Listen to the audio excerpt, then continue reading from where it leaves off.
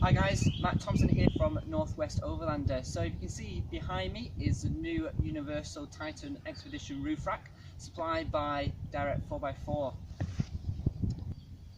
So throughout the video I'll show you how I fitted it, the ins and outs of the best way of actually fitting the roof rack onto the Land Rover or any other 4x4, and the problems I encountered when fitting the roof rack to as you can see, it's built with 25mm meshing that's welded to the actual bottom of the roof rack, which is really handy for putting cargo on. It's not going to fall between the actual bars, which is tubular across there, so it's actually really easy just to store stuff, strap it down.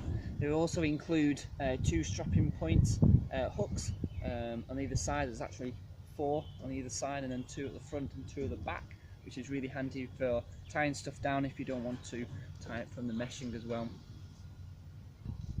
So at the front you can actually see that there is 8 holes for the spotlights.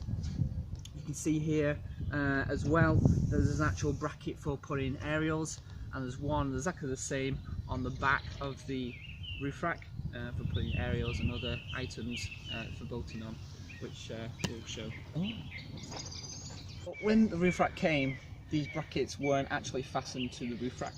They came as different separate parts for the roof rack. So because it's universal, and with the Discovery 2's roof bars here, the roof rack has to be raised up unless you want to take the roof bars off, which means taking the lining out and unbolting the roof bars out or off the Land Rover. So I asked for higher brackets so the roof rack sits on top of the roof bars. So when they came, the rack was separate, and then these were separate as well as these. So the way I did it is to actually lay the roof rack down, upside down, and fasten these brackets to here with the bolts facing upwards, so it's easy to get to tighten them, and then putting the actual brackets into the rails so they sit on top of the rail, and then these tighten the actual bracket to the outside of the rail. So some issues I found with actually just putting the nuts and bolts onto the brackets is that there is actual welded nuts behind the actual bracket, so it makes it easier to actually fasten the nut and bolt together. But the problem is the thread doesn't actually match up with the actual hole, so what I had to do is actually drill right through and put another nut at the back of the bolt. So the actual full roof rack is actually fully 2-stage black powder coated, which stops it rusting. But the way we actually fitted it on, it wasn't as easy as you think.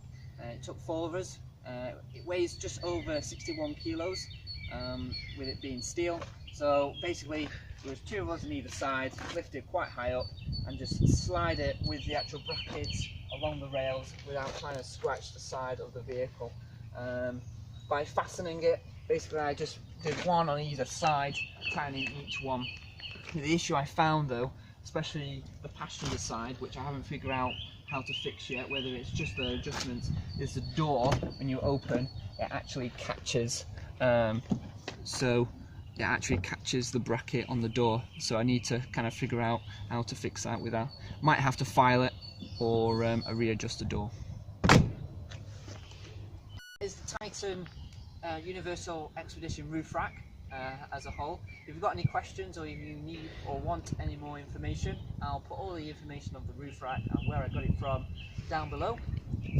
And don't forget to subscribe and like our Facebook page, Instagram and our YouTube channel.